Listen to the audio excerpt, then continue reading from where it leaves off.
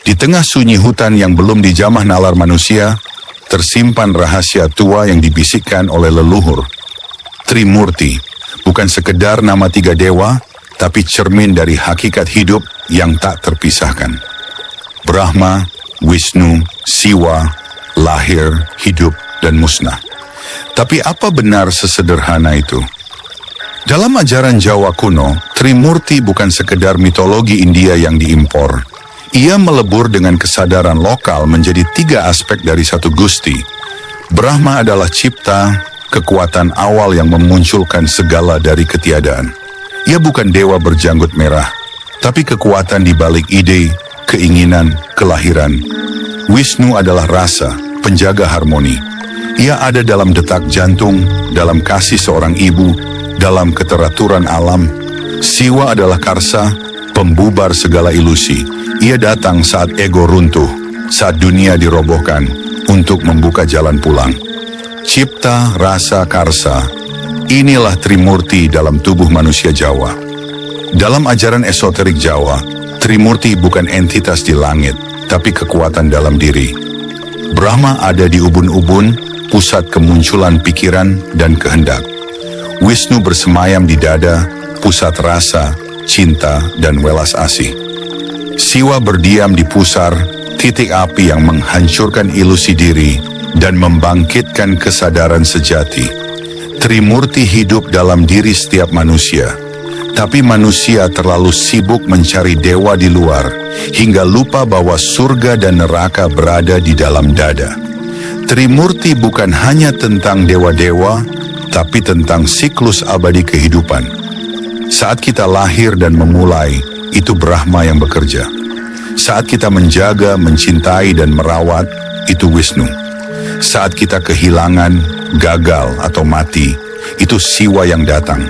Tapi semua itu bukan kutukan. Kematian bukan akhir. Justru Siwa membebaskan. Tanpa Siwa, kita akan terus terjebak dalam ilusi kehidupan. Siwa bukan penghancur, tapi pintu pulang. Konsep Trimurti tidak hanya milik Hindu atau Jawa. Ia hidup dalam banyak wajah. Dalam Kristen ada Tritunggal, Bapa, Pencipta, Anak, Penjaga, Roh Kudus, transformasi. Dalam Islam ada Asmaul Husna yang membagi Tuhan sebagai yang mencipta, Al-Khaliq, memelihara, Ar-Rahman, dan membinasakan, Al-Mumit. Dalam Buddha dikenal Trikaya, Nirmanakaya, jasmani, Sambhogakaya, spiritual, Dharmakaya, absolut. Semua tradisi berbicara tentang satu hal. Tuhan tidak statis, ia hidup dalam tiga gerak abadi, lahir, hidup, musnah, dan lahir kembali. Trimurti bukan untuk disembah, tapi untuk disadari. Saat kita melahirkan gagasan mulia, kita menjadi Brahma. Saat kita melindungi orang lain, kita menjadi Wisnu. Saat kita melepaskan ego, membunuh kesombongan, kita menjadi Siwa. Kita bukan manusia yang memiliki Tuhan. Kita adalah percikan Tuhan yang lupa diri. Dan Trimurti adalah jalan untuk mengingat. Trimurti bukan hanya tentang lahir, hidup, dan mati, tapi tentang bagaimana kita memahami dan menyadari setiap fase itu sebagai cermin dari keberadaan sejati. Sejak lahir, manusia dibungkus oleh tiga lapisan tipis namun menipu. Keinginan, Brahma.